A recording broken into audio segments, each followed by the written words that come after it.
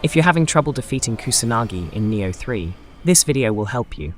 We'll use a safe tactic that will protect you from the large amount of damage the boss can inflict during combat. Next, I'll tell you what to do to defeat Kusanagi without any problems. You can also use this tactic on almost all bosses in the game and defeat them successfully.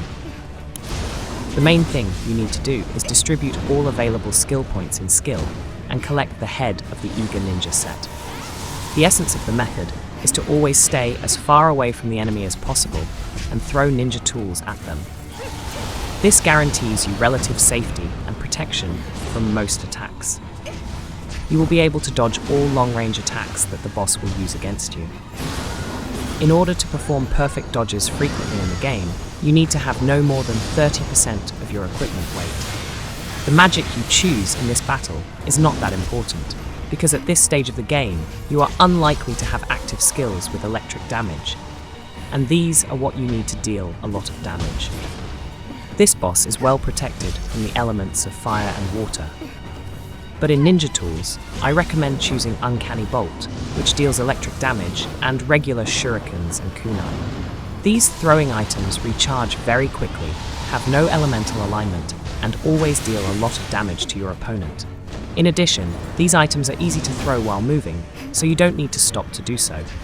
And in this battle, it is very important to keep moving. In this battle, you should ignore the girl, who is almost always in a protective cocoon.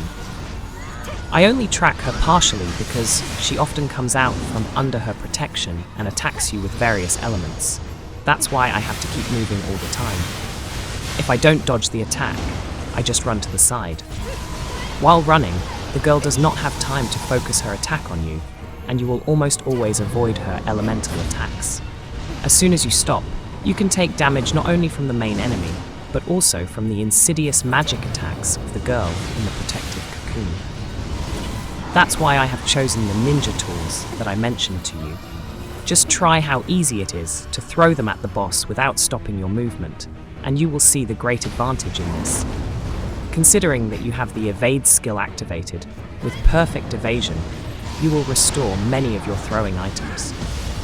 And since you'll have to dodge a lot, you'll always have something to throw at the boss. I don't make a single strike at the boss with my main weapon, so the distribution of characteristics specifically for combat is done in such a way as to maximize the damage from ninja tools. The full Eager Ninja set also provides very good bonuses to the damage and recovery of your ninja tools, so I recommend collecting all 7 pieces of this set in any combination and always having it in your arsenal. Lock the collected items so that you don't accidentally exchange them for Amrita. You can see that elemental magic is not very effective in this battle, but sometimes I use these attacks when I don't have any ninja tools. In such cases, it's better to do some damage than nothing at all. But you have to be very careful, because using magic requires you to stand still. And you have to do this when you are sure that you will not be attacked at that moment. It is also worth enabling the passive skills Awakening and Thrown Blade counter. The first will allow you to use magic faster, and the second will deal additional damage to the boss when you perform a perfect dodge. If you haven't used dodging much in boss fights in Nioh 3 before, it will take some time to get used to and learn how to do it. But overall, it's not that difficult, and it's much safer than attacking the boss with direct attacks. In close combat, you need to look for a moment to get behind the boss, parry in time, or move away. When dodging at a distance, you can see the enemy's attack coming in advance and have time to prepare and react to the attack as you need to with the right timing.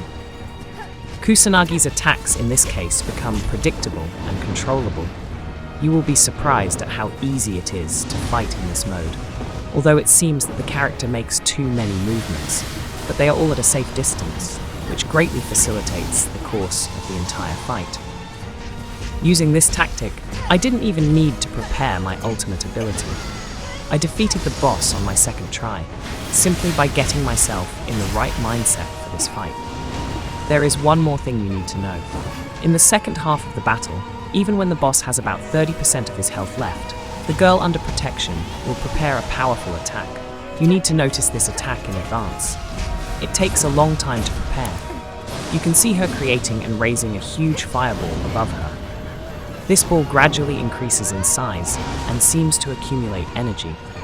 Eventually, the ball will explode and create a huge area of fire around the girl. If you see the beginning of this attack, try to move to the far corner of the arena where the battle is taking place. This way, you can avoid damage from this attack. This is the only moment when you need to watch the girl closely and move as far away as possible in time. In other cases, you can run past her without any problems. Now you know how to defeat Kusanagi in Nioh 3 easily and without any problems. If you found this video useful, please like it and subscribe to the channel. I also recommend watching other videos about Nioh 3, where I explain how to complete complicated quests and defeat absolutely all bosses in the game. Usually, each boss has its own specific recommendations or even tactical techniques. See you in the next video, and take care, my friend.